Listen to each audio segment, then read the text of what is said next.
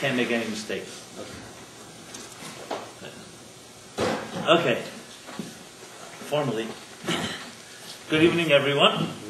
Rabbi Jacobson is my name, and I welcome you all to another episode in the ongoing adventures of Wednesday Night Live. And I also welcome the web audience. It's good to be live again. Well, I'm always live, even before the camera existed. With all due respect to technology and to everyone here. It's like that woman who was wheeling her newborn child in a carriage, and a friend came over and looked at the baby and said, "What a beautiful baby." And the mother said, "That's nothing, you should see her picture." Was my delivery no good, or the joke was no good? Not good? Okay, fine. Thought it was a good joke. Unprepared, improvised. So yes, we are here live, all of us, and thank God, on this earth. 6 billion of us are live human beings, souls within bodies. They came down to this earth at some point, and since everything then is since then is history. As I always like to put it, every soul comes onto this earth for a mission. It's the most basic and most fundamental statement you'll ever hear, that you're here for a purpose. Now, it may be shocking to some people, but remember, if a business can't function without a mission statement, you have to ask yourself the question, can you function without a personal mission statement?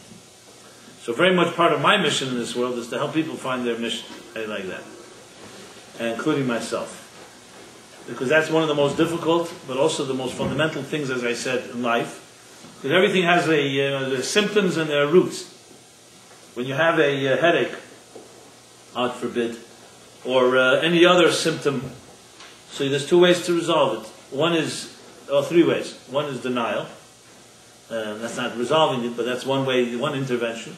When that doesn't work, most of us gravitate toward a short-term solution, a Band-Aid, an aspirin, something that will address the symptoms. And when that doesn't work, we have no choice but we go and address the root of the problem. So in a sense you could say there's symptomatic healing and there's root-based healing. Now of course when you're dealing with superficial problems don't necessarily need to go dig to the root. You just resolve it and that's it. And hopefully that works. But many of our biggest issues in life, precisely because they're such big issues, they testify to the fact that there's some type of root issue that needs to be addressed. And I can speak to you personally from my experiences in counseling people, speaking to hours and hours, one-on-one with many people who've confided with me, in me, and as well as dealing with my own stuff, which of course, every time you deal with someone else's issues, there's always a mirror to deal with your own issues, because if you can't resolve your own, it's very difficult to advise others to resolve theirs. Even though I know many of us are good at giving advice to others that we don't use for ourselves. You ever suffer from that problem? That's another thing. We're very good at giving others advice. So I can tell you from my experiences, I would say all, but all always sounds presumptuous. I'd say most problems that people define as problems. And again, I'm not talking about superficial or easy, simple problems. In most cases, the problem people state as the problem is never the true problem. It's the symptom or the symptoms of the problem and not the root. And not because people are hiding it or they're ashamed to say it, because most of us are not even aware of the root. That's the difference between a root and a symptom.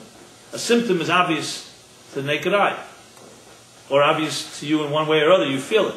A root, as a definition, what is a root of a tree? It's beneath the surface. You don't see roots. So if you see a tree dying, or some of the branches withering, or leaves, or not bearing fruit, or whatever it may be, so sometimes the problem is in that particular branch. Maybe severed, or never grew in the first place the right way. But often the problem is in the roots. But roots are never obvious to the naked eye. How do you figure out the root of a tree? You have to dig it up, check them all out, and also then you don't always know what a root exactly you're suffering from. Is it not getting enough nourishment or other issues? That's just using an example from a tree. How much more complicated it is with our own psychological issues. You know, a tree is it's not static, it's a growing entity. But a human being, is a complex organism with a lot of psychological stuff. Trees don't go into denial, for example. Trees don't need therapy until human beings get involved. You know, today you have therapy for dogs and cats and for other pets. Now, who do they need therapy from? The people that that own them, not from their own families, natural families. It's not, by the way, this is not a new concept in the Bible. It says by the flood in the chapter Noah, when the flood struck, it said, didn't us kill the humans that were corrupt? It also killed the animals. Why? Because the human beings were so corrupt, they corrupted even the animal world around them. We have ability to corrupt our environments. Even though our environment on its own is a pristine, pure, nature. Nature is its own cycle. It's only humans that can disturb the natural cycle of nature, including the animal kingdom. So, to go back to what I was saying was, root issues are very difficult to see the naked eye. Because they're embedded in our psyches, they're in the unconscious, they're in your past, they're sometimes in memories that you have long ago forgotten, things from our childhood. So getting to the root of a problem sounds good. Let's get to the root of it all. But it's not as easy said as done. Not as easily done as said. How does the word expression? Easier said than done. That's the way it goes. Easier said than done. Okay. So, I like to believe that one of the missions of this class here, or this get-together, is to help us all develop a methodology to see the root and not just the symptoms. And of course, the long-term benefits of that are obvious. When you heal something at the root, number one, it's long-term solution. Number two, it will solve a lot of secondary problems. Whereas if you just put out fires on the surface level, and one fire, another fire, another fire, another fire. And not that the topic was this evening about Israel and Middle East and Gaza, but just to use it as an example. There you have definitely the issue of symptoms versus root. There's no question that any battle or war that's going on for 60 years, or for some people say 3,000 years, back to the house of Abraham, when Yishmael and Isaac were at war, the question is, are they dealing with the roots or are they dealing with the symptoms? You don't need to be a brilliant rocket scientist or politician to know it's all about symptoms. Because if it was the root, you wouldn't keep having flare-ups upon flare-ups and just waiting for the next attack, another attack. There's a root problem that nobody wants to address, or maybe no one even understands that needs to be addressed. So I don't want to go into that right now. It's a full topic of its own. But it's in my thoughts, obviously, in my heart. Clearly, when a fire is burning, you have to put out a fire, even if you don't know the root of the fire, because it's dangerous. So God forbid a building is burning in flames, you do whatever it takes. Water, shoot. But when the building keeps going up in flames every few years or every few months, at some point you have to get back. What is causing so many fires there? And this has to do a lot with religious and theological issues that most people in the Western world don't want to address. They don't want to address religious wars. They wanted to turn it into a very simple battle between IBM and Apple or something. That you can just find some type of contractual agreements, stuff like that. When the fact is, it's far from that. You're dealing with deeply emotional things, and you have to remember, it is a battle that goes exactly back, close to 4,000 years to Abraham's home. Someone that doesn't understand that will never solve the problems in the Middle East. Even if you do understand, it's going to be difficult enough. But these are not new battles. These are battles that are documented.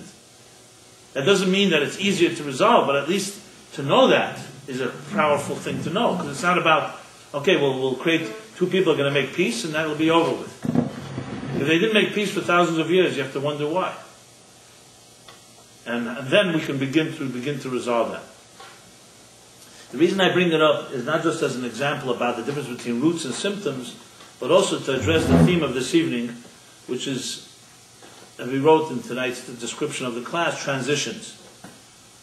And the voids in between two stages, between two states of experience or two states of being. And befitting very much, as I discussed last week, that there's an expression that one of the great Torah scholars, the sages of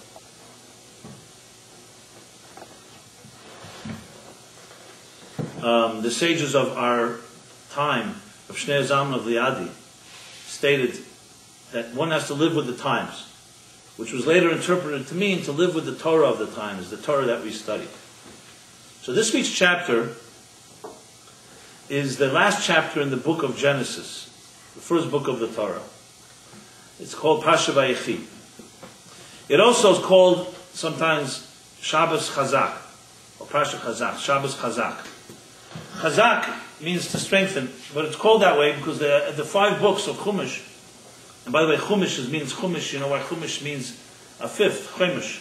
Chumash means 5, referring to the 5 books. That these 5 books, each one, when you conclude a book, and the last sentence, the last verses of the chapter and the book are finished, on Shabbos in the Torah reading, the whole shul, the whole synagogue congregation will rise, and as the reading of the Torah is concluded, the reader of the Torah will say, Chazak, Chazak, v'nis chazek, strengthen, strengthen, and be strengthened, and the whole crowd will repeat that. Chazak, Chazak, v'nis chazek, 3 times. So Chazak has a certain significance at the end of each book. Now some wonder who made the division of the 5 books.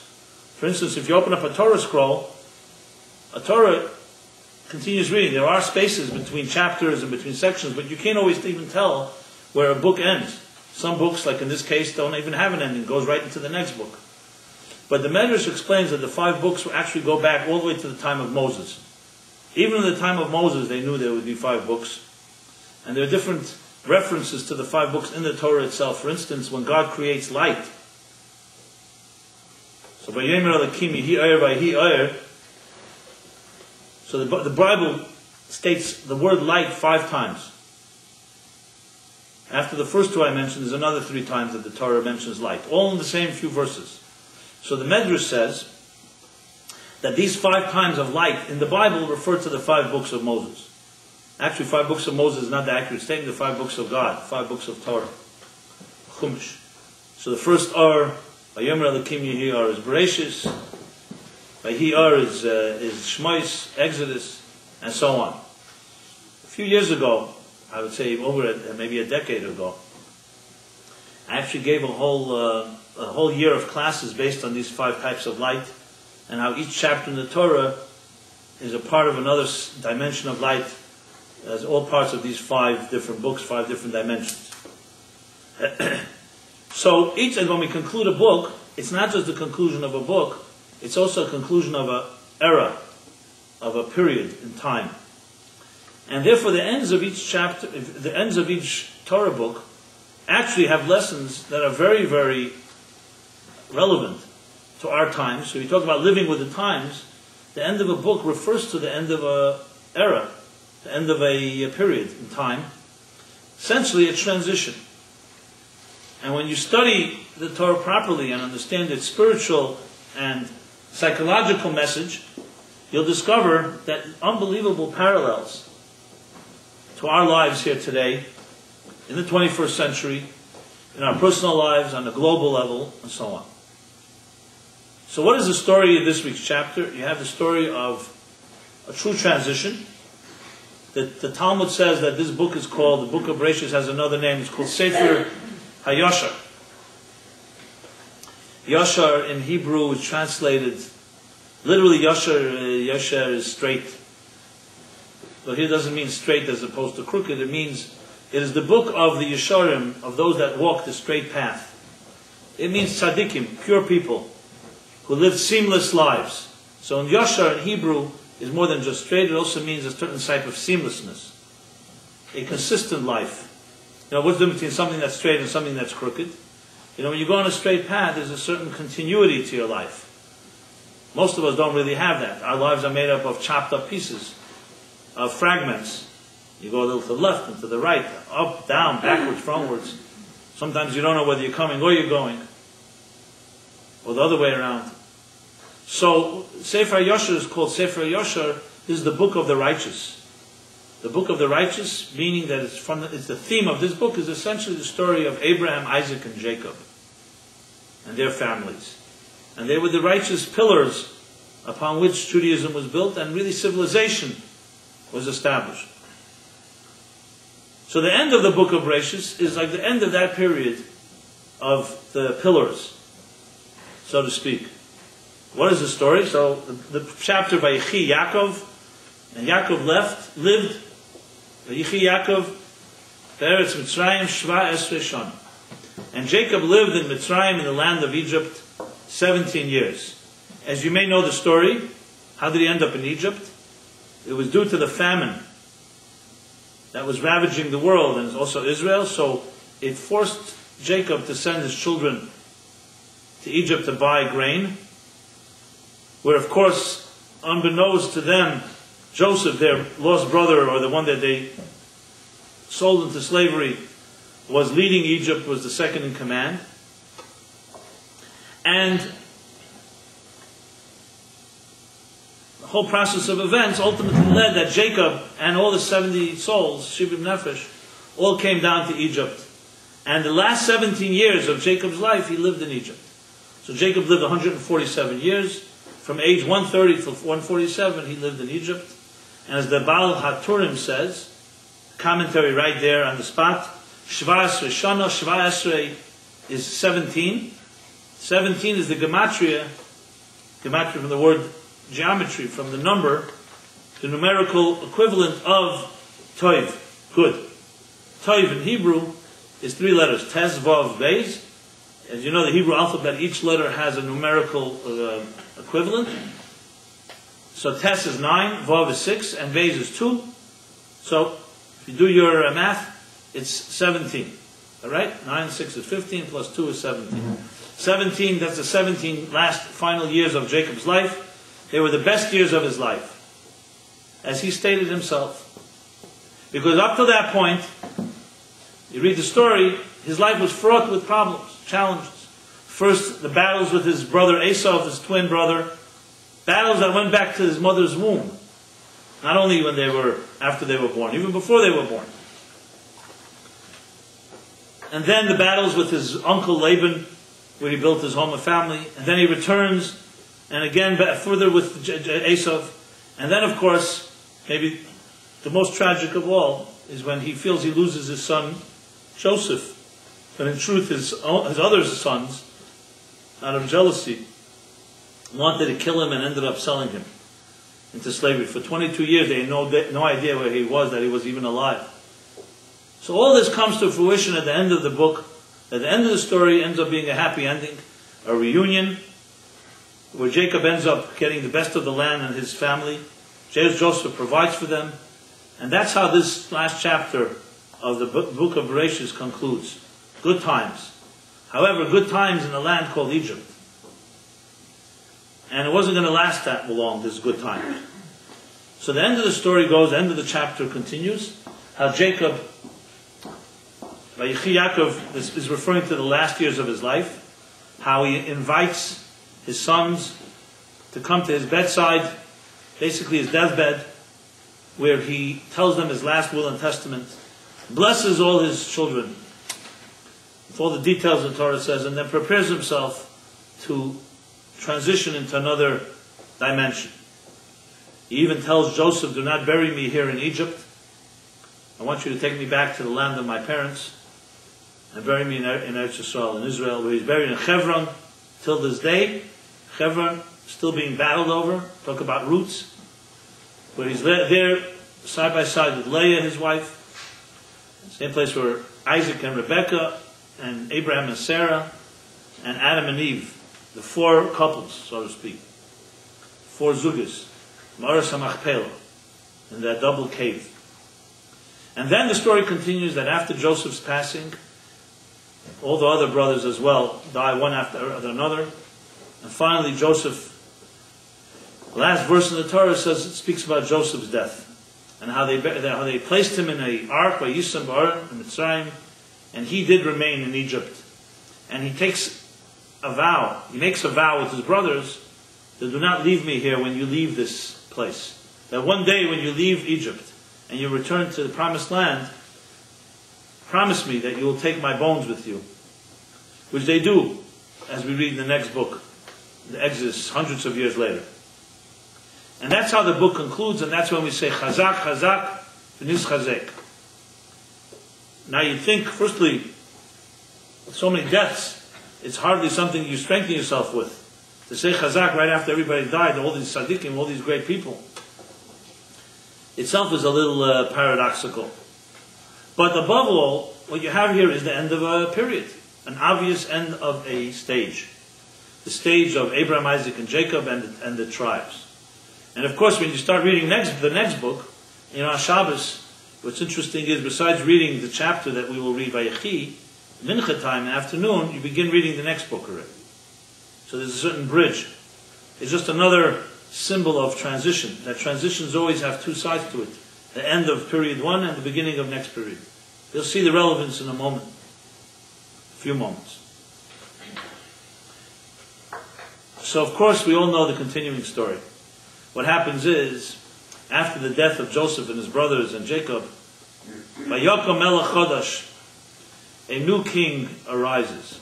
That's how the next chapter begins, the earliest verses of the next book.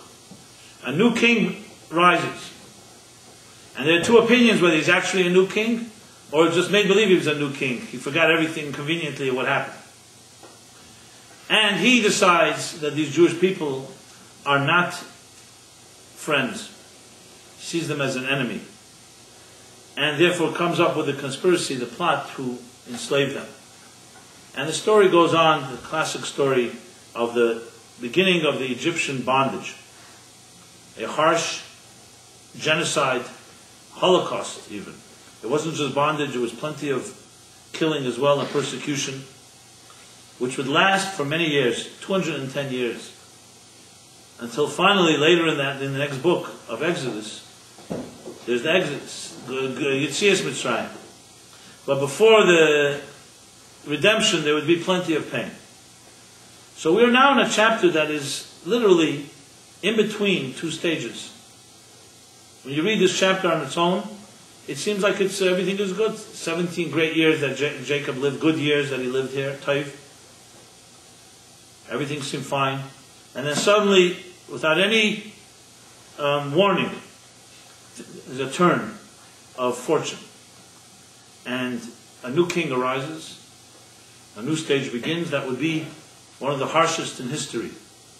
And from there we learn so many, as it says in the Medrash, that Golus Mitzrayim is the Reish L'chol HaGolios. Is the root, talk about roots, is the root of all exiles. Why? Because the word Mitzrayim, as I often point out here, comes from the meaning limitations, constraints. It's not just a land called Egypt, it's actually a land called Mitzrayim. So the root of all problems begins when you are feeling constrained or locked or trapped, inhibitions. On a cosmic level, as the Kabbalists put it, it's the great Tzimtzum. When the divine light was concealed, and we live here and we think we're on our own. So what is the root, for instance, of hatred, of injustice? How is it possible that human beings can hurt each other? Now for many of us that may not be a question. We see it all the time. We see how much blood is being shed by people who hate each other as we speak. Different parts of the world, and even in this part of the world. And we see people hurting each other in many ways, not just with death, with the financially, in other ways, selfishness, corruption, and greed. So we're now in a state of life where no one can be in much denial of what human beings can do to each other, on many levels. So the symptom of it is obvious, but what is the root of it? The root of it is the way the Kabbalists put it, and this is not meant to be esoteric or abstract or vague. It's actually quite concrete if you think about it. The symptom of the problem, of course, is hatred, or distrust, or the ability of selfish greed that people can hurt each other. For your personal gain, you're ready to do anything. Survival of the fittest, as they say. The root of it, the Kabbalists ask the question, it's actually the Talmud asks this question, states this. It says that if all human beings, especially about Jews, all Jewish people, are all organs of one body, so how is it possible that the right hand could hit the left hand? In your physical body, you also are a composite of many, many parts. And more parts than anyone will ever know. I recently discovered this, that there are listen to this, 75 trillion cells in the human body. Trillion. That's like 75 times the deficit of the United States, which I hear is like 1 trillion plus. That's the news has been reported. If you need a context, okay? So there's billion and there's trillion. So 75 trillion cells. How they fit into this little body, who knows? But, you know, what do we know about the space and size? So we are made up of many parts ourselves. And of course, it's quite a miracle that a human being is able to function in a healthy way. All you need is one, God forbid, tragic mutant cell, and it will wreak havoc in a human being. A Down syndrome child is an extra chromosome. An extra one. Not one less. Like Pachas V'Layesu's expression, Kol HaMesiv Gereh, that something that is to be right has to also be not more than necessary, not less than necessary. So the odds that the 75 trillion cells will work hand in hand and not destroy each other is quite amazing. It's a miracle. There's some voice, something that keeps them together. Think of 75 trillion human beings getting along. 75 trillion musicians all playing one symphony. Pretty difficult to imagine. Okay, so cells are smaller. That doesn't mean that, but still 75 trillion. They all have their own agenda. But that's a miracle. That's why we say at the end of Tehillim, talk about ends of books. The book of Tehillim also has a conclusion. It says in the 150th verse, Psalm, Kol neshama neshama tahalel yudke. Tahalel kol. Every soul praises God. What is the double kol neshama uneshama? What's twice neshama? So the Medrash says kol neshima neshama, which is soul, is also means breath, like you read in the Bible in Genesis. Vayipach ba'apav nishmas chayim, that God breathed. So it's metaphorical, but it's the idea that a breath, the breath of life, breath is connected to the life source. So neshama, neshima in Hebrew, neshima means breath. So at every breath that we take, you praise God, recognizing that every breath is a miracle. So every breath, not one breath, but second, neshima, neshima, meaning everyone. So, as I said, in a human body, you have all these different parts, and they work together. So from the Talmud's perspective, if all human beings are part of one large organism, how is it possible one can hurt the other? Can you see your left arm doing something wrong and your right arm punishing it? We don't, a human body, you know that if one part of you is hurting, the rest of you is hurting. So the question then, how is it possible that we can hurt each other when we all need each other?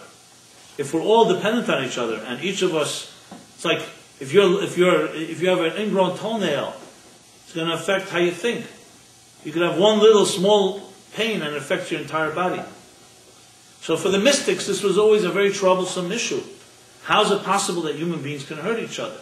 They're all part of one integral unity, a higher unity, a divine unity. And the answer can only be one. They don't know it. They don't feel it.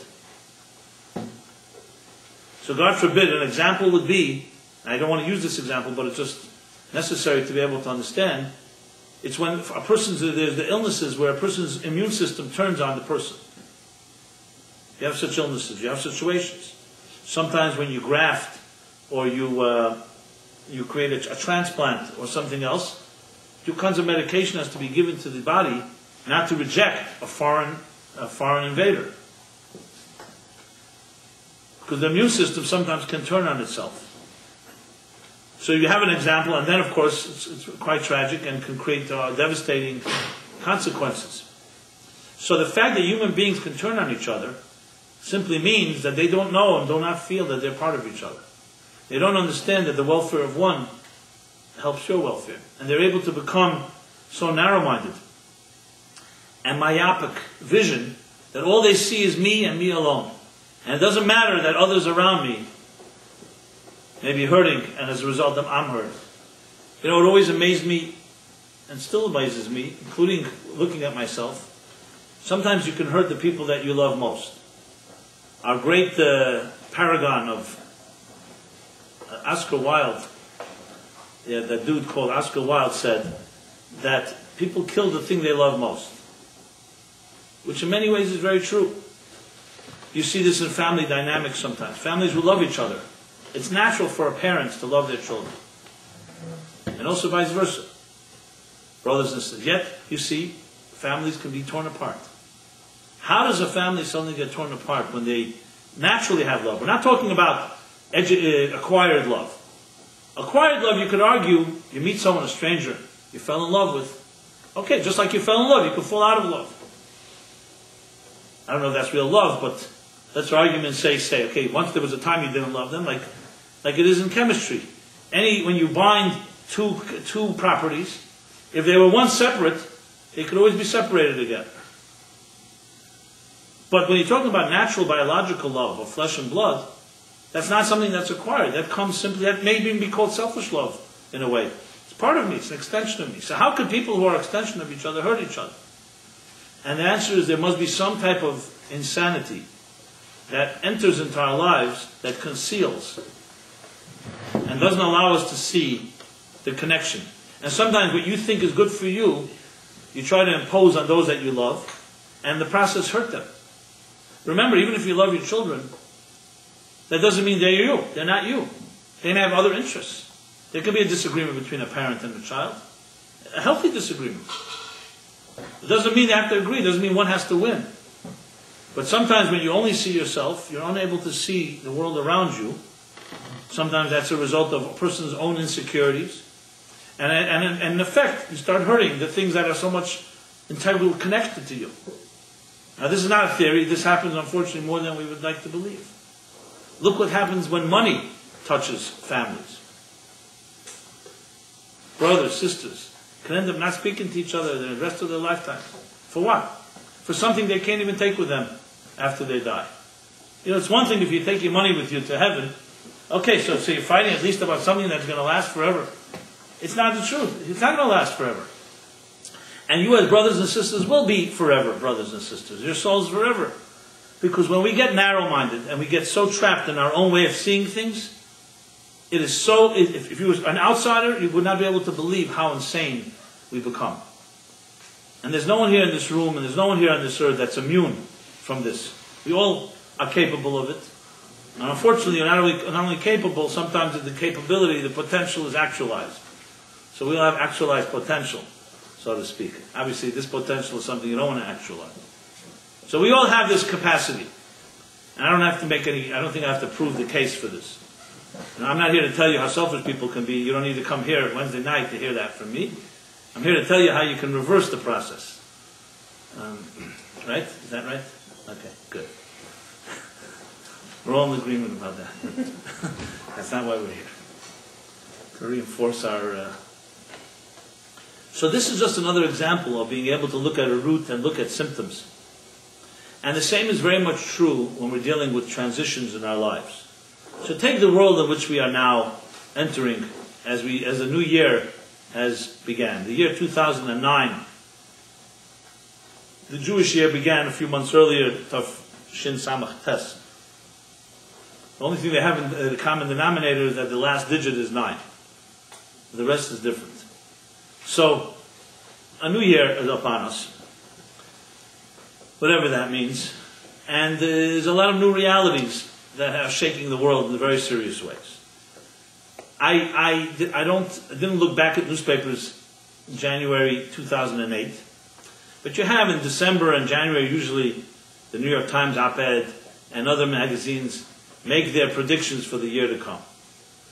I know I read some of them last year, and nobody predicted the world in which we are living today. You know, some predicted obviously that every economy is going to go through some upturns, downturns, but not to this extent and not this global. Let alone, we're not talking about the SEC and the so-called federal watchdogs that are supposed to be watching our economy.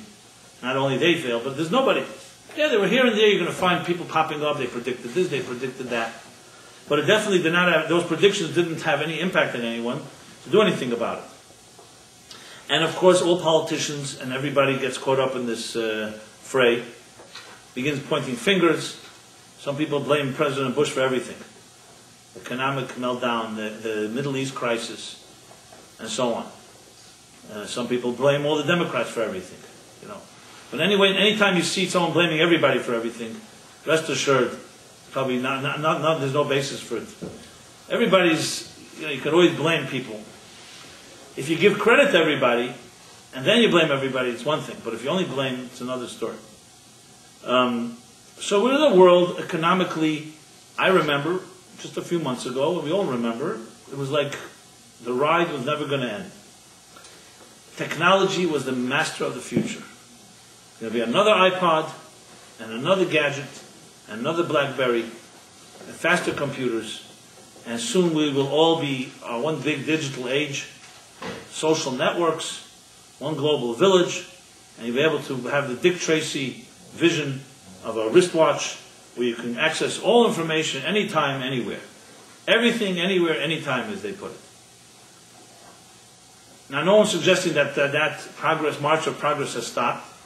Plenty of development going on, but that type of euphoria and optimism is a very big question today, especially with the financial side of things.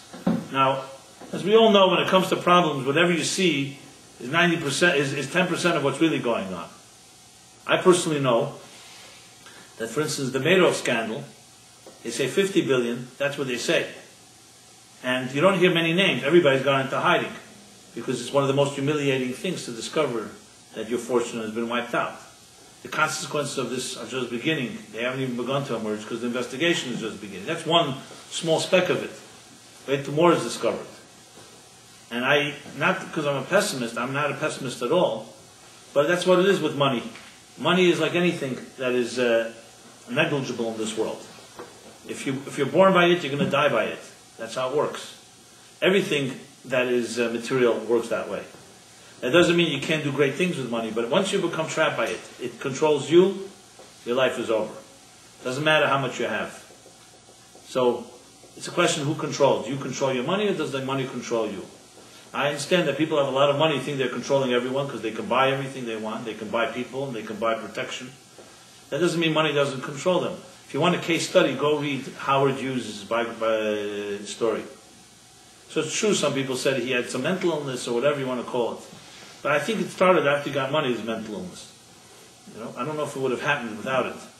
Because the paranoia of holding on to something that is not permanent has to have tremendous impact the more you get of it.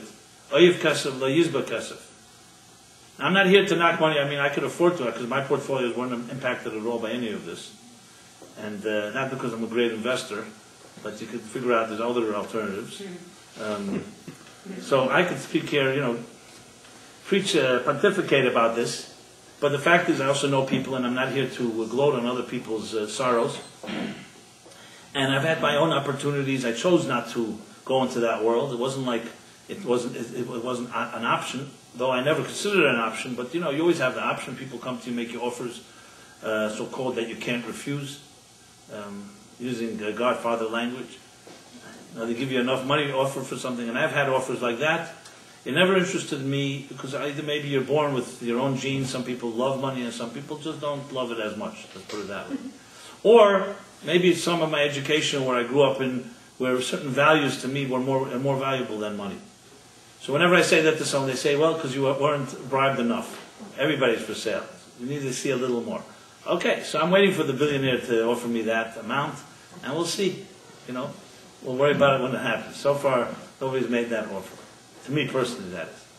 So, it's a world that we live in, and I see a lot of pain, more than pain, of people who I personally see their whole lives have changed. And if it wasn't so tragic, it is a comedy to me, because it's all about dollars. People are killing themselves because they lost money. Because it's not just money, obviously, it's their reputation. Reputation, and we all know, is more valuable than money. That's why people will pay a lot of money for PR. They'll spend money to make sure their reputation is good. So the rule goes, anything you spend for means is more powerful than the money you're spending, right? Logic. Covered. So I see it around me, and it's tragic, not just because people are suffering, it's more tragic because as you go to the root of it, is that people have allowed themselves to get into a situation that they should be suffering. They've so bound themselves to certain things that now they can't extricate themselves. That to me is the real tragedy. Obviously, if I could help them and they could be helped and God blesses them, maybe by all means. But that's again the difference between the symptoms and the root. Sadly, wherever you go and you read, and I guess this is part of the investment in the system, when systems don't work, so people who are part of the system will argue, give it a little time and we'll fix the system. Those of us that are not part of that system will say, well, you know something, maybe the system is flawed in the first place. Remember, there was once a world there was no capitalism. Capitalism is not like some type of eternal creature that existed from the beginning of time. It's a modern invention. I'm not suggesting that capitalism should be destroyed, but I am suggesting that if anyone who's wise does not look at capitalism and its flaws in this environment, is literally like a ostrich sticking your head into the sand, you don't want to see the problem. But that's always, anyone that's within the system is going to argue that. Because they're invested in it. They don't have an alternative, as someone told me.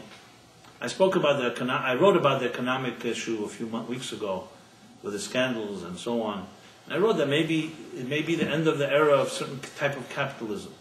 So someone wrote back to me, he's an economist actually that I know, and he follows my reading, he likes what I write, he respects it.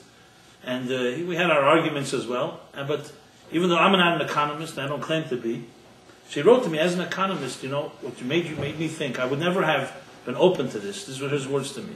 I would never have been open to this had this meltdown not occurred. My livelihood comes from the economy. I'm invested in making it. That's his job, that's his business, that's his life. So I never would have acknowledged it, but now when I see all the flaws, I began to think that maybe myself and so many of us, we're part of the problem because we're part of the system. Because you come from another place, you're not part of this system. As a result, you're able to look at it and be able to expose some of it from another perspective. He says, he wrote to me, I write this with much pain because it challenges my whole life assumptions. So I give him, of course, credit to be able to say that. How many people could really say that? And all of us have that. I am sure I'm part of my own. I have my own certain blind spots.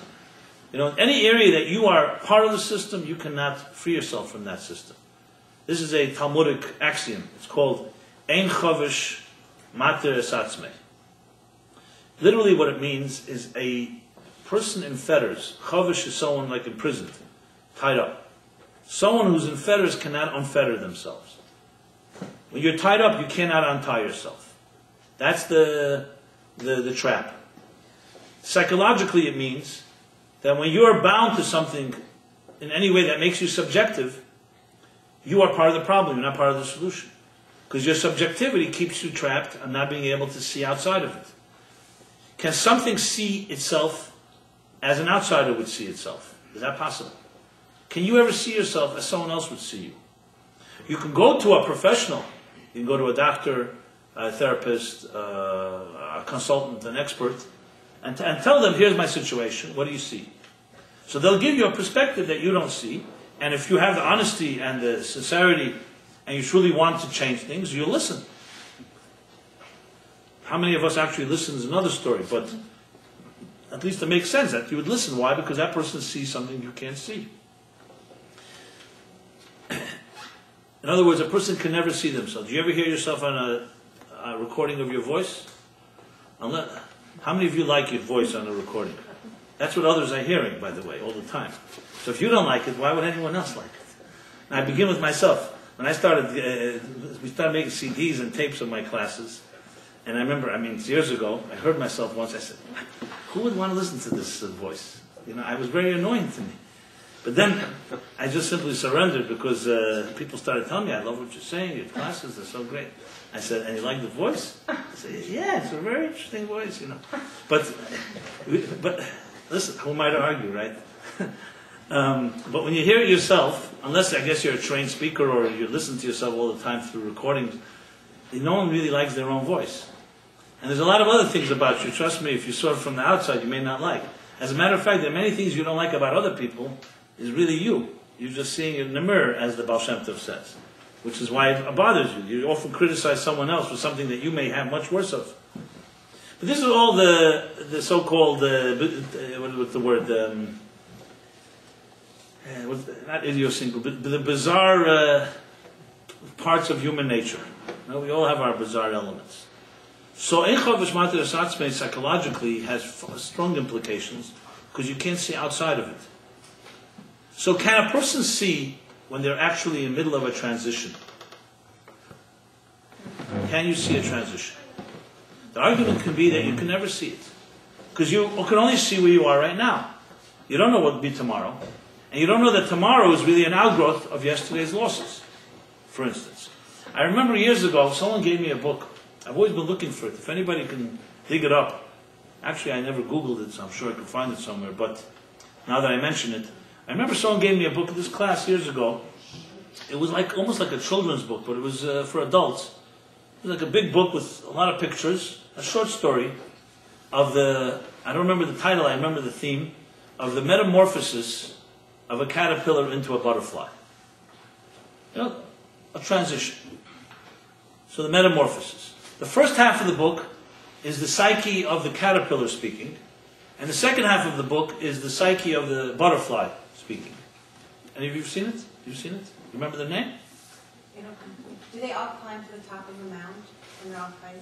I don't remember. There's something on a branch of a tree. I'll tell you what. I'll tell you in a moment. No, the message I remember vividly. Anyway, it's fine. Maybe it's one of these books that was just seen. I saw it once and it was meant to see it, and then it disappeared, and we'll never see it on earth again. One of these Baal Shem Tov where stories. he finds and eats. That's a very hungry caterpillar. No. Okay. No. But I don't think It wasn't such a hungry caterpillar, it was more of a dying caterpillar. Anyway, the story is like this, briefly. So the caterpillar, I guess the caterpillar is speaking. As we all know, a caterpillar, when it's coming to a stage in its life, it settles on a branch, and the chrysalis, we call the cocoon, begins to grow around it, until it's completely covered in this cocoon. And then, in time, I don't know the exact time period, the cocoon begins to open, and out comes a beautiful butterfly. So this process is not, by the way, exclusive to the butterfly and the caterpillar. I mean, the same is true for any birth, an egg, even ourselves. But in a caterpillar and a butterfly, it's unique because it's one of the only two species that one becomes another, and you can see it happening. You also have the tadpole and a frog, a few others in the water. So the story here, the way it was told is, of course, briefly, and not the details aren't so relevant, is like this, that the caterpillar, as the chrysalis, as the cocoon begins to close in, so of course it gets darker and darker in here. And the caterpillar is wondering whether it's about to die. What happens when you feel like you're claustrophobic? Imagine yourself as a caterpillar, and everything's closing in, no more the light, less and less light every day, until the point you only see one glimpse, one glimmer, and then finally it's about to close up. So the caterpillar, in its mind, it thinks that it's about to die. And when it becomes completely dark, for all practical purposes, maybe it has died. I mean, we'll never know what the caterpillar is thinking. Does it know? I remember this was the question, does the caterpillar know that this is not death, it's birth? And then what happens next is, of course, the second half of the story is the butterfly. So as the cocoon opens, does the butterfly know that it was once a caterpillar? Or is it like a new stage of life, and as if none of the memory is there? Now, if you talk about us as human beings, clearly we do not remember ourselves in the fetus state. We don't even remember ourselves in the early birth state, let alone before that. The Talmud says that we're actually made to forget the whole Torah that we're taught in our mother's womb. But regardless, we don't remember.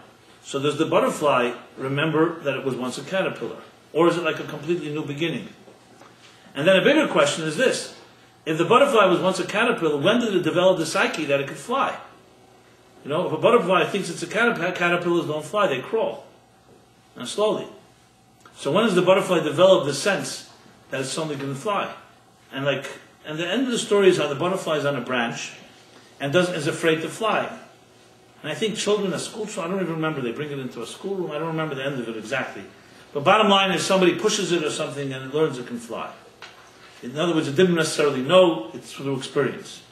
The point that I'm making here is that just as an example, that anyone going through a transition is hardly possible for them to ever know that they are going through one. because we live in the moment, and moments are not made up of a bird's eye view. To use an example, how time, zman in Hebrew, time is seen in Jewish thought. So it's interesting, time was once considered an invisible, some would say even imaginary element. Time, there's no such thing as true time. Time is simply ways people measure past, present, and future. But particularly in Einsteinian physics, then Einstein proved that time and space are actually, just like space is an entity, a form of energy, so is time a form of energy. This is relatively new to science. Time was not seen as energy before the 20th century or 19th century. There was speculation, Aristotle writes a little about it, but no one really understood time because time is an invisible force. Is time really a reality, or just human beings a convenient way of measuring, so we create calendars, create clocks? Yes, there's night and day, that's correct, the sun, cycle of the sun and the moon and the earth, and there's cycles of the month. But actual time, is there something happening? But today we know, especially when on the level of, as I said, the theory of relativity, if you're familiar with it a bit, and I'm not giving a course in physics here, but time and space are two forces, true energy fields. And when they add the third entity in the third energy field, and that's man, time, space, man, or what we call Olam, Shana, Nefesh. Olam is space, Shana is time, Nefesh is soul, is person. The interaction of those three forces is what creates reality as we know it. So Oshan, which is actually the acronym for Olam, Shana, Nefesh, is a word in the Torah, used when the Jews received the Torah at Mount Sinai, V'hasinei Oshan. So it says in books, in holy books, that the Sefer Yetzirah, which is the first Kabbalistic work, some attribute it to Abraham. Actually, some say it's the second Kabbalistic work. Some attribute the book called Reziel HaMalach as the first Kabbalistic work attributed to Adam. But regardless, Sefer Yetzirah is definitely one of the earliest Kabbalistic works. So the Sefer Yetzirah, the Book of Formation, today you have translation of it in English by a Kaplan, Ari Kaplan. So the Book of Formation is a very cryptic book, but a lot of it is based on Olam Shana Nefesh. It talks about the months and other elements, how you find it in time, in space, and in the human being. So the concept of time as energy, from a Jewish point of view, was always known, long before science corroborated it. It's one of the fascinating things of Torah, that time is a creation. It is an entity. It's not just an invisible force that creation and existence travels through. It itself is a force. The Zohar, for example, says it this way. Why does the Torah say, when it talks about the creation, the beginning of Genesis, B'sheshish Yamim, it should have said, in 6 days God created heaven and earth. Instead it says, Sheshish Yamim, Osa Hashem Elohim, Es Hashemayim V'Sa'aretz. Literally, me translated, 6 days God created heaven and earth. There's missing a word. In 6 days. In the period of 6 days. If you saw 6 days God created heaven and earth, you add an in before the word 6. Or during 6 days, or some word that gives definition to the 6. So the Zohar asks the question and answers, because it says, Sheshish Yom Osa, God actually created 6 days. It's not just that He created the world in 6 days. The 6 days are 6 energy fields. Sunday is Chesed, love. Monday is Gvura. Tuesday is Tiferes, compassion. Wednesday is Netzach. Thursday is Hoid. Friday is Yesod, and Shabbos is Malchus. That's why Shabbos Malchus, the queen. I'm going to go into more depth and detailed explanation of this, but Nachmanides and other commentaries of Bachai and others say they correspond to the 7 millennia, Shit Al Fishnin, the 7 millennia, the sabbatical. You also have the first one is Chesed, all the way to the last, Mashiach, Melech, Malchus, Shabbos, Yom Shekulei Shabbos. So, the cycle of 7 energies that we know in Kabbalistic terminology, the spheres, the 7 spheres, or the 10 that break into 7 emotional spheres, you'll find consistently in Judaism that time is energy. The 7 weeks between Passover and Shavuos, which in turn break into another 49 days, 7 times 7. Each day corresponds to another energy. Chesed of Chesed, Gvura of Chesed, the Feres of Chesed. As I wrote in the book I've written on the Omer, that some of you may be familiar with, explaining these 49. So the concept of time as energy always existed. in Jewish thought. The time is energy. And as a result, it means that we have the power to tap into that energy. So time, another element in Jewish thought, is that time is not linear. It's like a spiral, actually. It's a cycle. Which means, if you think of time as a river of time, it's not the past is there and the future is there. It works like a spiral, like this. It's a field of energy that spirals, almost like a whirlpool. So the beginning of time is on top, and then goes in a circle, and every year, at that point, you come back and it keeps on going like this. So it's like a deep funnel. That's how time is seen. That's the energy of time. That's why every Rosh Hashanah we go back to that same point in the orbit, on a different axis, because it's a different year, but it's the same point. Every birthday of yours is a return to the energy that existed when you were first born. A lot more can be said about this, but the reason I'm describing all of this is, okay, so how do we see time? We see time in a very linear way. You see it right now. Now is the present. What happened a moment ago is the past, and there's the future coming. So to just give you an example why we cannot see transitions, here's a good example, I think, that can work. So think of a boat floating down a river, the river of time, and you're on that boat. What do you see? So you see the river bank, you see the fish, and the events that are within the scope of your vision of where you are on the boat. Once the boat travels further down, you can't really see where it was a day ago, 2 days ago. You can remember. Where it will be tomorrow or the next day, you also cannot see. You can only see a certain what? Within a certain radius. Certain radius, right. Now, those that lived before you were on that same boat, they can tell you this is what we saw when we were on the boat 20 years ago, 30 years ago, 50 years ago. That's what history is about. Okay. Now imagine a bird flying above the river. So the bird, of course, has a bird's eye view, so it can see the river banks and of what was there before, and could also see what's coming. And then this bird comes and decides to land on your shoulder in the boat. Now the bird can only see what you see. This is an example of the difference between the soul and the body. The body travels on the boat of time and can only see the immediate.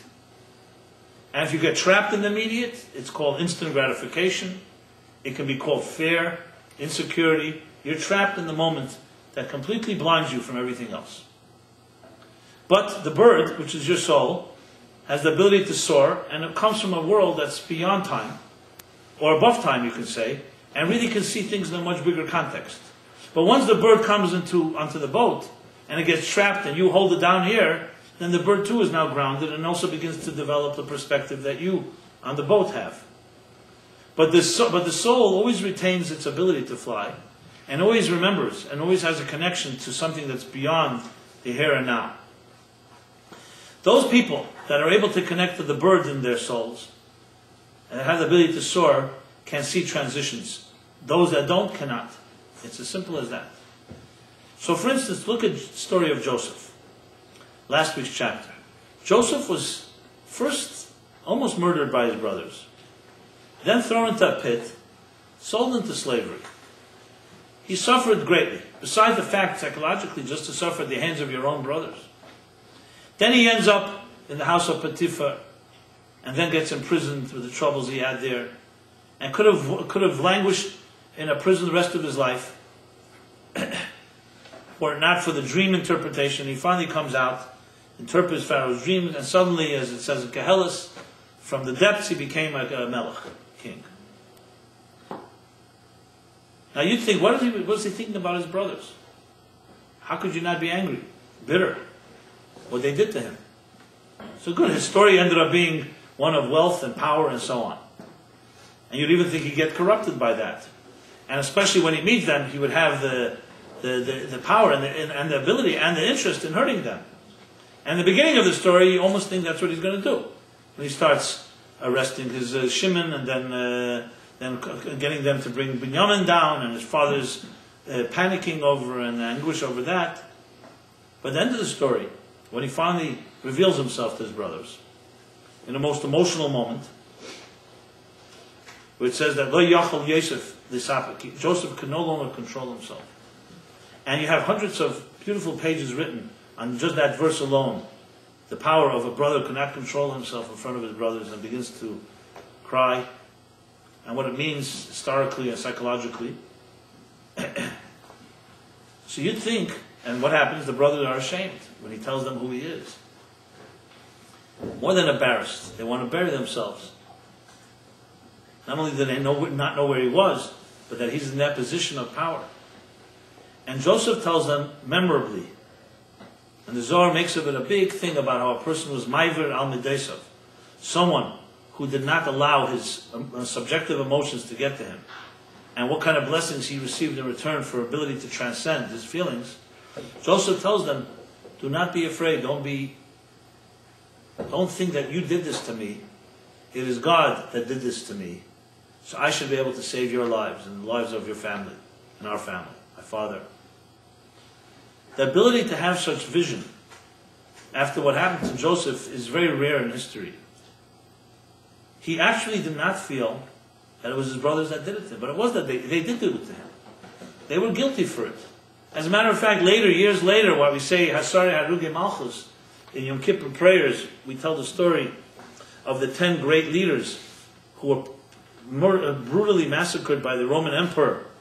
Only after they found out that in heaven, the emperor came to them and said, listen, you have to pay for what you did to your brother Joseph.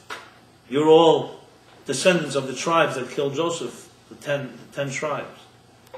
And this was an anti-Semitic Jew hater. So you'd think he just found an excuse. But these great sages, they saw everything as divine providence, so they went to discover and find out, is it true? Are they guilty? And then, in other words, they deserve to be killed. And they're told, yes. So you see that the brothers did do something that wasn't right. I'm not going to get into this. I discussed this years past. How could such great people, tribes, the Shvatim, considered tzaddikim, mitasei shlema, do something like that? What was their intention? And was it right? Was it wrong? Etc. But regardless, as far as Joseph's perspective, he didn't see it that way at all. And it wasn't just paying lip service. He actually gave them the best of the land, gave his father the best of the land. He couldn't blame his father, of course.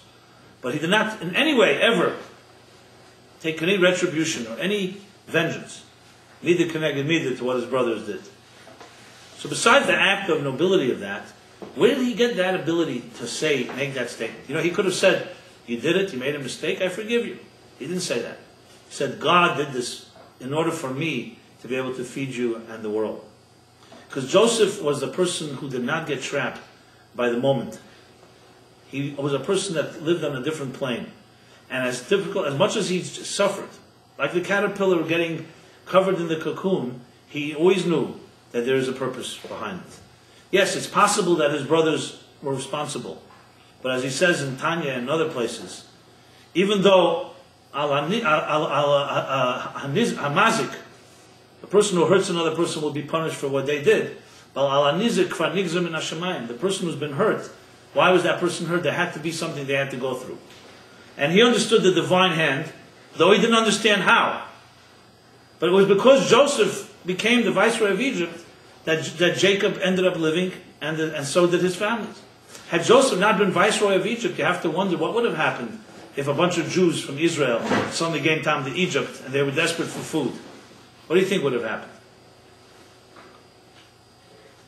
They may not have gotten anything. They might have died right there out of hunger. And Joseph had that ability to rise above. He understood the transition. Did he know, for instance, that the Jews would end up having to be in Egypt? And only once they left the exile in Egypt would they become a great nation and receive the Torah? He may or may not have known, but he knew for sure that there is a process. And this wasn't just exclusive to Joseph. This is what kept the Jewish people throughout history. They never accepted that the here and now is the end of the story. The script is not over, as they say, it's not over until it's over. They always knew that life was a transition. And the transition doesn't begin just on earth. The transition begins from the traumatic journey that a soul takes from heaven as it comes down to earth, and the souls before us, and the souls after us, and that it's like an ongoing marathon that is passed on from generation to generation. It's an unbelievable power that you can gain when you know that you're not alone, and that you stand on the shoulders of those that came before you. It's a statement, nonas al gaba anok. It's a statement from middle-aged scholars. They say, nonas al gaba anok, we're like midgets that stand on the shoulders of giants. Now, a midget is much shorter than any giant. But when you stand on the giant's shoulders, you can see farther than the giant can. Why? Because you have the power of the giant plus the little extra that you add. Which essentially tells us that it makes no difference how big you think you are, how small you think you are. It's not how big you are, it's on whose shoulders you stand. They tell this story about a city in Europe. They were looking for a new rabbi. And he was a very important city. And they needed a chashuv, they needed someone, a true scholar and a true distinguished individual. And they interviewed this one and that one and that one. They finally found somebody. And he had all the qualities. He was a scholar, he was sensitive, he was a leader, charisma, everything you need. Wise. Just one small problem. He was very short. What could they do? Bad luck.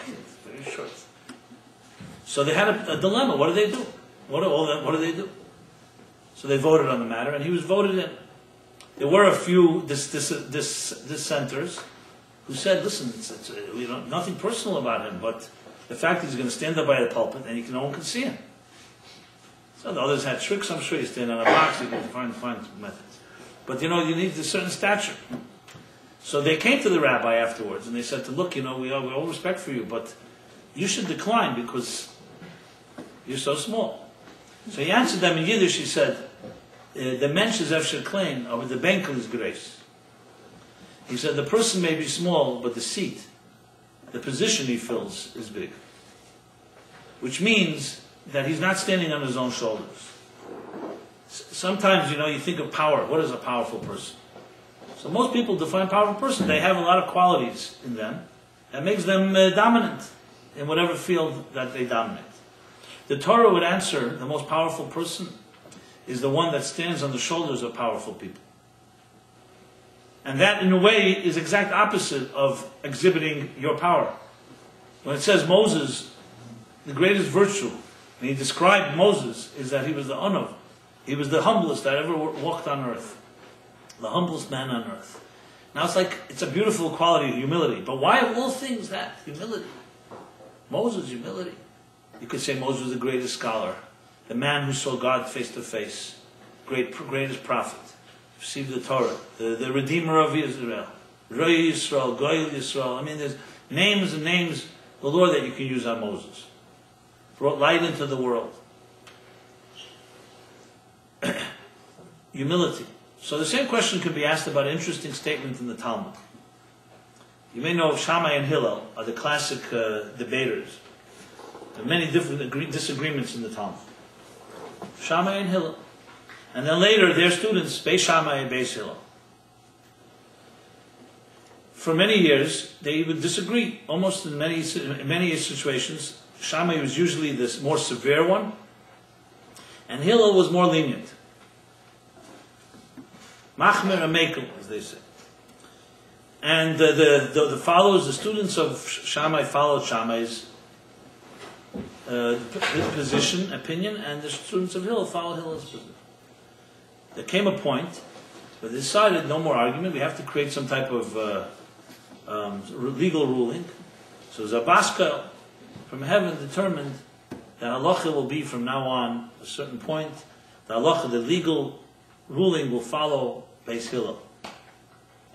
And then the Talmud continues. Why? The interesting reason why. Because Hillel amveson hoya. Because Hillel was the humble one. He would precede his arguments with Shammai's arguments first, and then he would offer his argument. Okay. So the question is asked, it's a strange reason. If you said that Hillel was the more brilliant one, Hillel presented better case, he was able to corroborate his argument with psukim, verses in the Torah that were more consistent or more powerful than Shammai. He was a better debater. That would make sense. You're dealing here with legal resolutions. You're not dealing here with who's a more humble person. Humility is a great virtue, but what does it have to do with the legal, with halacha and with Torah study? And the answer is a very simple answer, but also a very profound one. In Torah study, the goal is not academic excellence. The goal is truth. In Torah study, the goal is not who's more brilliant. The goal is finding what is right. And the one that is more humble is the one that will be more objective and will be more trusted to be able to come to the right conclusion. Shammai was no question a great man, a great tzaddik. No one ever suggested he was not humble. We're talking everything is relative. But if you want to be able to determine halacha, Elu ve'elu divrei Elokim chaim, it says. They both are the words of the living God. But halacha, halacha kamesei, to say who will determine how people will live their lives, that requires a whole different level of decision. That's why you find in Torah study, people don't know this. You have rabbis and you have rabbis. I don't want to start on rabbis here. That's another story. But talk about legitimate rabbis. You have rabbis that are scholars. But a true, honest rabbi will also tell you, I'm a scholar, but I don't know if he's going to say he's a scholar. A true, humble rabbi won't say that. Like we say, a scholar, in Torah, the greatest compliment you can give someone is a Talmud Chacham, not a Chacham. Actually, when you say Chacham, you almost mean it in the way like cynical. He thinks he's a Chacham, you're not a Chacham. Talmud Chacham is a student of a Chacham, a student of a wise person. Why would you call the greatest scholar a Talmud Chacham? Because of humility. He always remembers that he's a student of wisdom. Reishis Chachma Yiras Hashem. The Talmud doesn't begin on page 1, it begins on page 2. Every Gemara begins on Daf Beis. Amud Beis. Why? Because the first page is blank. Always to know that the first page in wisdom is always white space. Bittul, humility. Moshe Kibul Torah Misinai, it says. Moses received the Torah from Sinai. It should have said Moses received the Torah at Sinai, on Sinai, not from Sinai. Sinai is just a mountain. He received the Torah from God. Torah Mis Sinai? The answer is because he learned from Sinai the lesson of humility. Sinai was a mountain, so it needs to have a certain type of firmness when you study Torah. But it was the shortest, the lowest of all mountains. Mochich Mikol Terai, the humblest of all mountains. He learned, so he received the Torah from Sinai to be humble like Sinai was. So when you go back to a true quality of a person, in the case of search for truth, it's a whole different story. That's why you can have a scholar who knows Torah. But when you come to a posek, psak halacha, what's a posek? You're going to somebody and saying, I don't just want you to explain to me this Talmudic phrase, or this commentary on Chumash, or this profound ktsas, or profound Talmudic commentary. I want you to tell me how I should behave. Is what I should do tomorrow. Here's the situation. Should I do this or should I do that? It's a whole different level. Now you're talking about something that's going to have concrete consequences, not just a theoretical argument. And that needs a whole different level of humility. Not to suggest that Talmud study doesn't need humility. You say, "V'nafshi karfel ha'koelti." We say at the end of every Shemon Esrei, every 3 times a day, that God opened up my heart to Torah. But we proceeded by saying, because my soul is humble like dust to all. But when it comes to halacha, to ruling, as it says in some holy books, it says that when someone comes to you for a decision, not just for a theory, you have to, and you're a serious person, you take life seriously, you have to go dig a lot deeper, because a person's life, it's life and death consequences here. It's not a small matter. So the humility there is critical because you're dealing with what is the right thing for a person to do. Search for truth. So when Moses is described, his greatest quality was humility. It wasn't just a nice quality. He's a humble man. Oh, he's humble. Such humble humility you can trust. He's not going to tell you his opinion. As strong as he may have it, he will tell you an opinion of a higher place, even if it's not convenient for him. You have the students of Rabbi Akiva, for instance. They were great students. But what ends up happening to 24,000 of them? They end up dying in a plague, which is what we commemorate, why we don't make weddings and celebrations during the days between Shavuos, Pesach and Shavuos, or Pesach Lag BaOmer, according to different opinions. Because these great scholars were so great, they couldn't tolerate each other. So greatness also sometimes creates a situation, not necessarily, criminal arrogance. Arrogance can sometimes come from holiness. You're so holy that you can't see anything but yourself. In Kabbalistic terminology, it's called Shviras HaKelim, the breaking of the containers. So the Kabbalah and Chassidus explain, what does that mean? The lights were too powerful for the containers to contain. So the word called the world of Tayu, Eres the Tayu, are too powerful. Sometimes too much intensity destroys. Raindrops, Vuras Geshamim, are a blessing, chesed, but they have to come as drops. If they come down in buckets, they'll flood the fields and destroy them. Love has to be transmitted, not on the level of the person who's giving, but on the level of the person that's receiving. You can be wanting to give a lot of love, but if the person can't receive it, you can destroy them in the name of love. So you need Gvura Sheba Chesed, to measure, to contain. And that is ultimately, going back to the concept of transitions, the ultimate faith, ultimate measure of faith is humility. Is the ability to not be so serious about yourself. And that allows you the perspective to see the bird's eye view that does not trap you in the moment. And that's why Joseph was able to see the bigger picture. And in a way, I'm sure Jacob was also able to see it. And even though the Jews, it says, when Moses comes to them in next week's chapter, they could not hear him.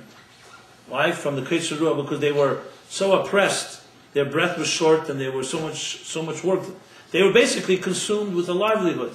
So there was slavery, outright slavery. But as the Meraglim, the scouts would say later, Eretz Echeles Yeshveh, materialism has a power to consume everybody that eats from it. That's the power of materialism. Once, as I mentioned earlier, once money owns you, the rest is downhill. Now the wealthiest people are the ones that are often owned by money, even though you can think that they own everybody. But because money controls them, and money controls their power and how they see power and strength. And as a result, in direct proportion to what you worship in this material world, creates the blindness and the myopic vision of not being able to see transitions. I feel very sad for people who, these so far 2 people who committed suicide as a result of their financial collapse. It's a lot of money, $1 billion, a few $1 billion, a lot of billions that they lost for others. But what does it tell you? It tells you that what's worth for them, their reputation and their money was more important to them than their families, the people they love, and they had nothing more important to them except their once my reputation is so tarnished and I have no money left, I have no value left. What does it tell you about value of this world? How many people are in the same boat? So some won't commit suicide either because they didn't lose enough, God forbid, or because they don't have the guts, or they're for other reasons. Don't get me wrong, I'm not trying to encourage anyone to do that. I'm just making a point. It's just a demonstration of what the consequences of worshipping this world is about. So when you talk about people like Moses, who was able to speak to the people, even though they were unable to hear him, he didn't give up. What he provided ultimately was a vision that we will get out of this God-forsaken place. Why? Because Moses was able to stand above it. You know, the truth is, yes, he was from the tribe of Levi, so he wasn't trapped by the slavery itself. The tribe of Levi was exempt. So perhaps that gave him perspective. But it was much deeper than that, obviously. It was his humility that did not let him get trapped by the difficult circumstances.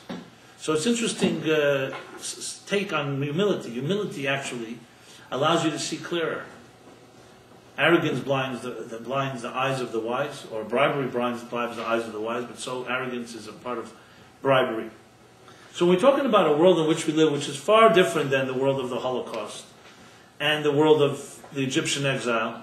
But we all go through our transitions. I don't think there's anyone here that may not have been, or maybe right now, in a place where you wonder what your future will be like. And sometimes you may feel like in the caterpillar trapped in a cocoon, and it's dark. And now with the world, in a way, going up in flames, economy, who knows? You know, so some people, part of the system, as I said, are invested in saying, okay, we'll just ride this through. You know, it's a time of opportunity for some. You know, there's some people able to buy a lot of things at the bottom prices now. And of course, you look at the Middle East, and you just see again and again a vicious cycle. And it's very reason to become very depressed. But there's another side to things. There is a transition element to everything. I'm convinced, and based on looking back, that's what gives us perspective on the future, that everything is a transition. There's no question about it. But it's not always a transition on your terms. This doesn't mean that this is an economic downturn just to come back to make more money and we're back to a square one. Perhaps for those that are wise enough, they can learn and you can come to discover a new reality. A butterfly is not a caterpillar. A butterfly can fly, a caterpillar can't. So it's not just a metamorphosis that takes you back to where you started. It actually can take you to another dimension. The only way to do this, frankly, I don't know another, is you have to bind yourself to things that are not of the here and now. As I said earlier, ein chavish mater esatzmei. You cannot free yourself when you are tied up and you're bound by the shackles. That's how it is. Which is why it's critical, especially in times of unknown and uncertainty. And this is definitely an uncertain time. We do not know what this year will bring. You can hope for the best, you can plan, but anyone's going to make predictions is ridiculous. Nobody can make a prediction. Even people in power can't make a prediction. Or I should say, maybe they're the last people to make a prediction. Maybe they're part of the problem. But however you look at it, no one can make predictions. And the free people today are the ones that do not let themselves even get trapped by making predictions or trying to figure out how to maneuver. You have to connect the things that have lasted long before, that are here long before us, and will last much longer than we will on this plane. Which means, basically, like the bird I mentioned before, the metaphorical bird that is each of our souls, that allows you to rise a little above time, or above the river of time, and be able to see things in a bigger perspective. I mentioned last week some New Year resolutions that we could do to do that. And I may not say anything new per se in the resolutions, but it does come down to a commitment to allow yourself to free yourself from the immediate surroundings. For many of us, that can take on different shapes and forms. But I can tell you that for the Jewish people, from the beginning of history, which carried them through, even the harshest of times, including, as I said, Moses in his time, and then later the leaders of other generations. So though the majority of the people may not have been able to always hold on to it themselves, but they always had one or two that were able to hold on for them, was that type of vision, that time did not begin today and doesn't end today. That there's a long history. And if you really look collectively and honestly and humbly at our life today, it's full of blessings. The prosperity we have today, the freedom we have today, is unprecedented. It makes absolutely no difference how down the stock market fell and what the economic forecast is. The life we live today, according to one opinion in the Gemara, would actually be called messianic.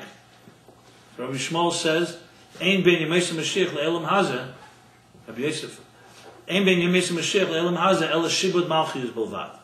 The only difference, he says, between the present time, elam hazeh, and messianic age, is shibud malchus bilvad. What's shibud malchus? Shibud malchus means the subservience to the kingdoms of the world. So yes, it's true we live in a country where there are laws of the land, there are taxes to pay, and there are other laws we're subject to.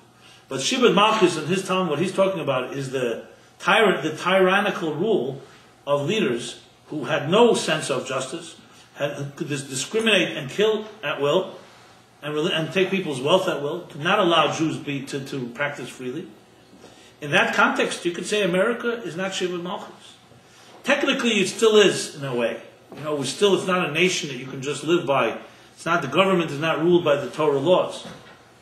But as close as possible to a just country, as far as the rules go. I'm not talking about every human being in America or in the world. And I was just reading that there's this organization that gauges totalitarian regimes. That 100 years ago, I think, or 150 years ago, 95% of regimes in the world were totalitarian. One person controlled. Today, you have 5% are like that. 95% are not that way.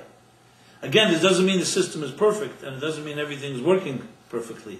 But that we can sit here and speak about anything we wish, Torah study, and without any fear, I can tell you, even though for me it was a story, my father could not do that. He lived in Stalinist Russia.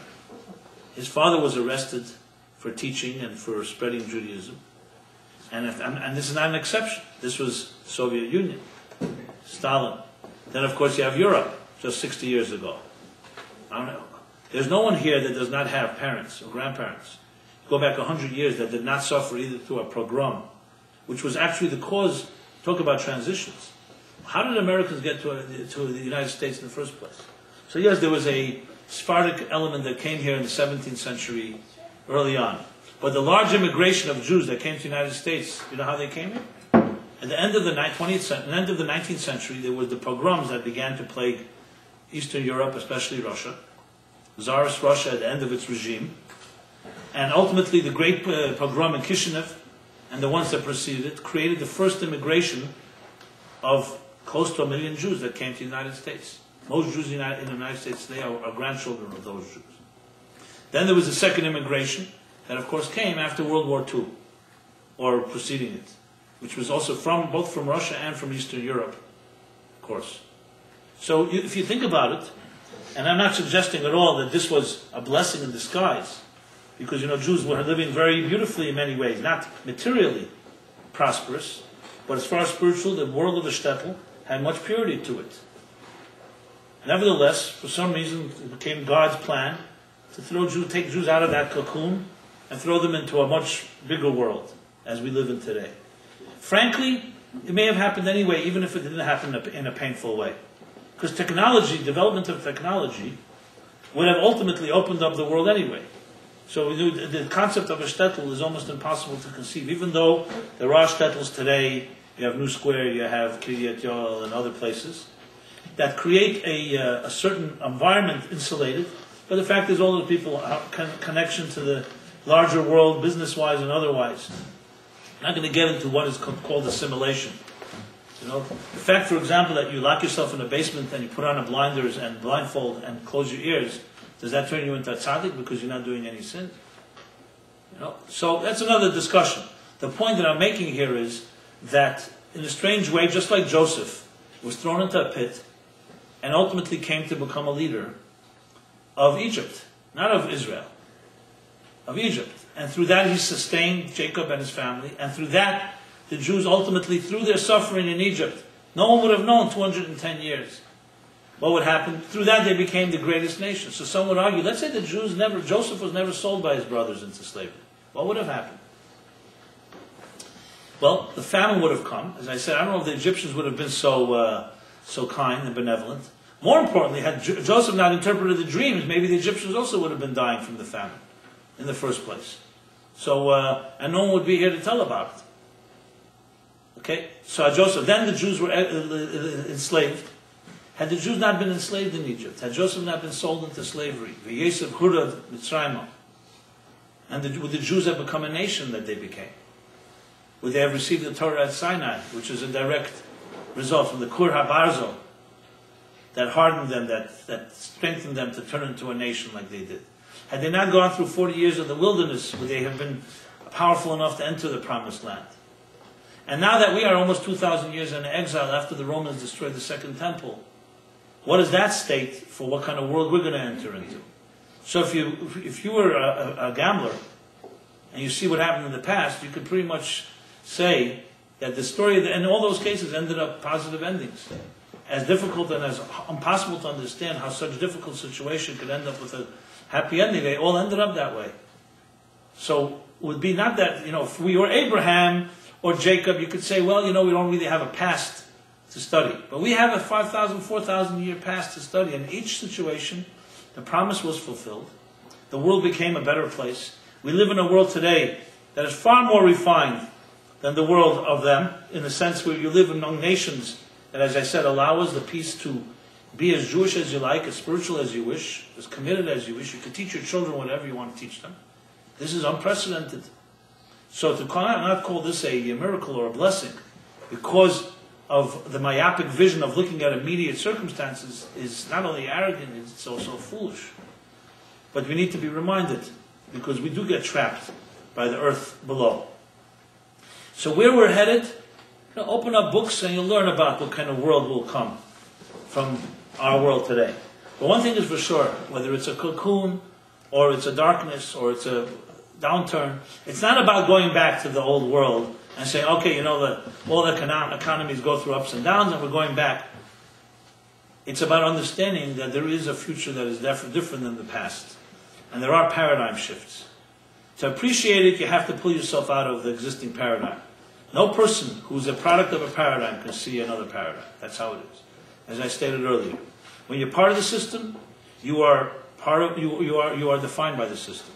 It is only those that are able to lift themselves up a bit and connect to a vision like a Moses vision or an Abraham's vision. And Abraham was shown all this. I remember writing a whole article about it. Abraham was shown the vision of everything that would come, including the difficult times. And that gives us the edge to be able to see a bit ahead. And most importantly, not to be overcome and overwhelmed, demoralized by the present. And that really takes us back to from the basic formula. It comes down to making it a priority, not just as a nice novelty. We live in a world where spirituality and connecting to these things has become like a cool thing. Okay, I do this on the weekends, I go to these classes, those classes. It has to become a priority where it's literally a lifeline that connects you to a bigger place, to a greater place. And when you have that commitment as a lifeline, then your life changes. If it's just a hobby or some type of extracurricular activity, then okay, so from time to time you can escape to that world. If you truly want to have a different perspective on life, you have to commit to a different way of looking at things. As I always say, and I coined this, I guess it was a combination of different poems I read, I don't know. I actually told it once to somebody who was telling me that everything they do doesn't help, they can't change their lives. So I asked them what they do. So I hear, and then I came up, I told them, listen, as they say in the healing world, they say, if nothing changes, nothing changes. It's cause and effect, action, reaction. It goes like this. If you think what you thought, and you say what you said, and you do what you did, so what's the mathematical conclusion? What will you have? What you had. And the person I remember saying, wow, that's brilliant. It's not so brilliant, it's just basic common sense. You want to change your life. So the question is, what are you doing? You're here, and you want to be here. So what are you doing to get from here to here? You're thinking the same thoughts, you're saying the same things, and you're doing the same things. So what exactly is going to cause the movement exactly? Oh, you want to be there. It's very nice. But it doesn't work that way. There has to be some shift. Now, we live in a world where it's called a commercial world, a world of commodities. You go to a store, they tell you, you buy this product, you're going to change. You're going to look better, you'll smell better, you'll be loved better, you'll whatever. You'll make more money. This is the world we live in. Just open up any magazine and look at the number of advertisements, what they call image-based advertisements. What type of car you drive, what kind of clothing you wear, where you go. It's all about things being sold to you to make you feel you're more important or more valuable. Now, I'm not here to knock all this advertising, but you can imagine that we have become quite seduced by these definitions of what's called value. What makes you valuable? And we at some point do become trapped by it. We are enslaved by it. And then when everyone around you is enslaved, how could you stand out? But then we also don't want to be called conformists. So there's also products that sell you nonconformity too, trust me. And they make it look, it's like unique. So you have everything you want. You want nonconformity? Fine, we have that for you too, whatever it is.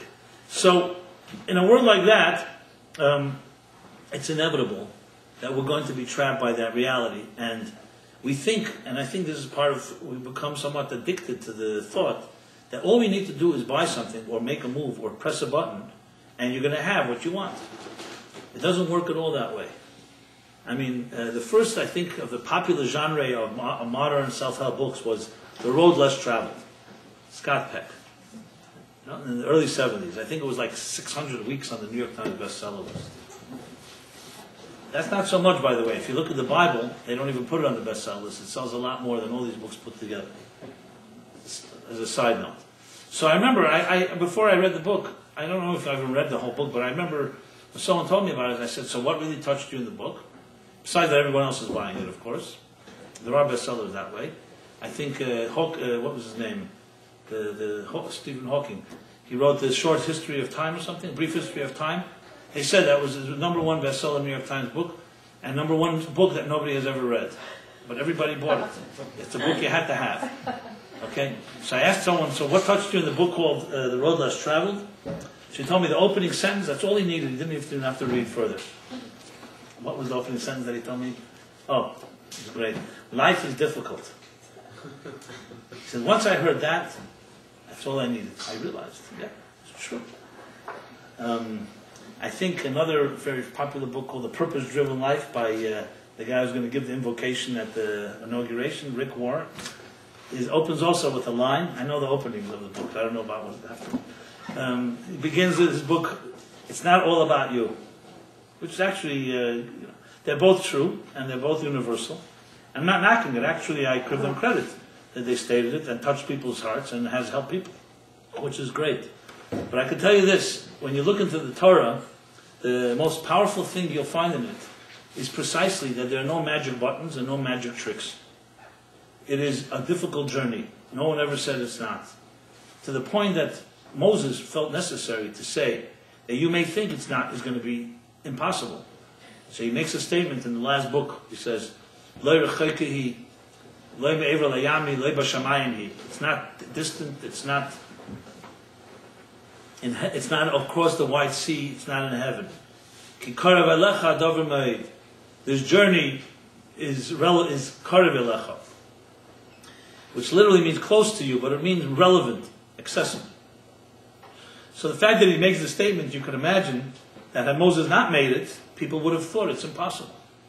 How is it possible to maintain spiritual integrity in a corrupt world? You see, everybody falls. As the Meraglim, as the scouts argued, this is a land that consumes its inhabitants.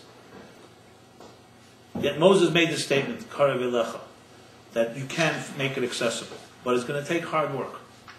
He never suggested otherwise. And I saw an interesting medrash recently. We say it in the days in Elul. We say every day, L'David Hashem Eri, we say a psalm. So one of the verses in the psalm says, Acha sha'alti es Hashem. King David is saying to God, I'm only asking you for one thing. And then he proceeds to ask for a lot more than one. So it says in Medrash that God says to King David, you started and asked me, I only want to ask you for one thing. And then you've gone on with a whole list of things you want. So King David, the Medrash says, answered God, I learned from you. Yeah. You also started that way. You said, Ma Hashem what is already God asking you? To have fear of God. You also asked for one thing, and then you gave us 613 mitzvahs. So I learned from you. You start by asking one thing, and then once you have a hand, you ask for a foot. That's not what he said, but the idea. So of course, the commentaries explain that the Acha Sha'alti, even though it sounds like one thing, it really encompasses a lot more. So it's one simple thing, but this simple thing has a lot more inside of it. The fact is, it is a difficult journey, but it's not an impossible one. As it says in the Medrash, Einim mevakish ela lefikeicha. When Moses says to God, how do you expect us to build a temple for you? We're human beings, we're mortal human beings, limited human beings that will be born and die. We need to eat, drink, sleep. We're dependent. People have their own challenges. How do you expect us to build a mishkan? La Hashem, a sanctuary for God. So God answers, I don't ask you to do something that is relative to my power. I would not ask you to do something you don't have the power to do. So he may not answer Moses exactly how. In other places he does. But he says, I would not ask you to do something you cannot do. Which means, it's interesting, it's an unbelievable statement of dignity to tell someone, yes, your challenges may be difficult, but you have the power to overcome them. To me, that's a much greater statement than telling someone, no, it's not so difficult, don't worry about it, it's exaggerating. Because it's telling you two things at once. Realistically, yeah, there are challenges. But you have more power than the challenge. That means that you have the ability to achieve that. As a child, I would have wanted to hear that from my parents. I actually did. I would want to tell that to my children. And I think all of us, to be told that statement may be Not always, it's always easy to tell people it's not so difficult, try this, blah, blah, blah. Sometimes you have to say that simply to get people going the way. But to tell someone, I remember when I first wrote my first piece that I was responsible for, when I was a younger man, I should say. And I remember sitting up, it was a Saturday night, and I was writing, I wrote up a first page, and I was at those days typewriter. Yeah, any of you old enough to remember a typewriter? Only 2 people in this room. Okay. Sorry, I understand. Well, there's a thing called a typewriter. It's a physical thing. You squeeze the buttons, and you had whiteout. Well, whiteout actually came later. In my days, there wasn't even whiteout. Then there was those papers with the things. And then the whiteout would dry up, and you needed some type of thing to soften it. It was ridiculous.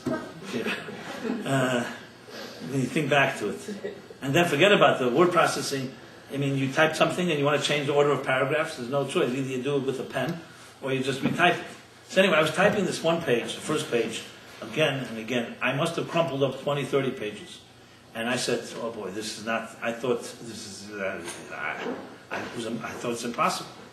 And I remember my father, who was a writer himself, he saw it was like 3 o'clock in the morning. And he was a night owl, he sees me there and agonizing. And at some point I just stood up, I didn't know what I'm going to do. And I was responsible for writing this, and I had to deliver it in 2 days. It was like a serious thing. And I promised it. And it was more importantly for my own pride. One thing I'll just admit I can't do it. I was ready to say it, forget about it. And I remember my father told me something that I'll never forget till this day. And I always tell it to new aspiring writers. He said to me, look, writing is always difficult. You'll always find it difficult, even in 50 years from now. But the difference between now and 50 years will be that then you'll know that you can do it. So even when you start, and it's so difficult, you'll know if you keep at it, you'll break through. And he says, you keep doing it, maybe you'll crumple up another 50 pages, but you'll finally break through. And I just accepted that. Also, I was invested in accepting it, obviously. And I accepted it, and absolutely right. Till this day, writing does not come easy. Never. Of course, there are times you're in the zone, and it goes easier, and it flows, but it always requires, try it. Speaking or writing, writing especially, getting an idea in a constructive manner that other people should understand what you're saying is not easy. And those that think it's easy, try it out and let me know. I remember people used to say, what's the big thing? Okay, you got a few ideas on paper. I would always smile and say, okay, so just let me see yours. Not that I was trying to pull rank. It's difficult and remains difficult. What happens is when expertise comes is that you know you can do it. And there's always going to be a state of frustration and confusion. Trust me, I've sat long Thursday nights not knowing what clue I'm going to say and how to say it. But the experience teaches you that you can do it. And that is really the ultimate lesson. There's something we can look back at, and as I said, when you stand as a midget on the shoulders of giants, you have the ability to be able to ride on that shoulder. And that's what it requires. To do that, it requires a little humility. It doesn't make you less if you feel that you have to depend on or rely on those that came before us. It actually makes you greater. Because then it's a cumulative knowledge. It would be like a smart person saying, listen, I don't want to read any books, I don't want to hear what anybody ever said, I'll figure it all out on my own. That's not exactly the sign of wisdom. Because wisdom is accumulative. Read what they all said, and then you'll see. They'll give you something that you'll figure out to go a step further. That's how wisdom works. It's accumulative. It's the ability to be able to look back and say, I'm a student of wisdom, Talmud Chacham. I'm a student of those before, allows you to be strong enough for those that ahead. To conclude with that professor, that great professor who spent all his life writing a treatise, his great contribution to the world. So he finally presented it to the wizards of the world, the wise men and women, and he's waiting, can't sleep, sleepless nights, waiting to hear what kind of judgment they're going to pass on his magnum opus. Okay, finally the day comes and the head professor comes to him and says to him, listen, we all read your paper and we have a unanimous decision. The decision is that your paper, your dissertation is both good and original.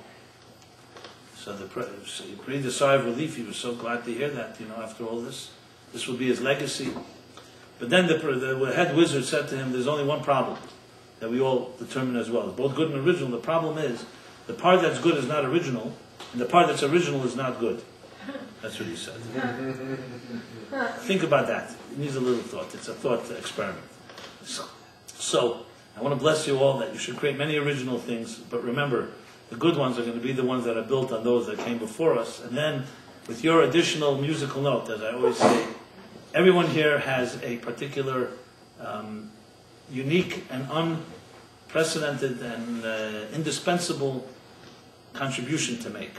We all have a certain music that we can play that no one but you can play. And that's why you're here. God does not need clones, two of the same. So each of us has a unique thing. May you find it and live by it, and that should carry you through all the challenges.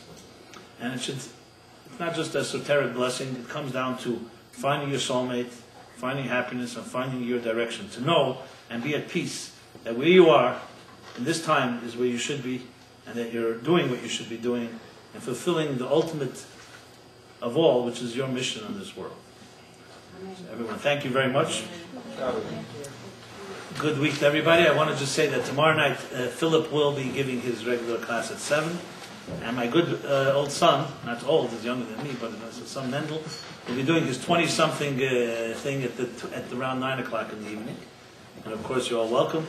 And we shall proceed so next week again, another series of classes. My brother's continuing is not next Monday, it will be the following one, the second part of his comedy of and Kabbalah of relationships. Tuesday. He's Tuesday, I'm sorry, he's on Tuesday, right? Every other Tuesday. Every second Tuesday, correct. Okay, with that being said, I hope you left your emails here so we can keep you posted of what's going on. And also the weekly emails I send out. Any other announcements? If anybody would like to sponsor a class in honor or memory of somebody, please see me or Belville Wade. Good old Belville. And much more to come in this space. Stay tuned. Everyone have a great week. Great Shabbos.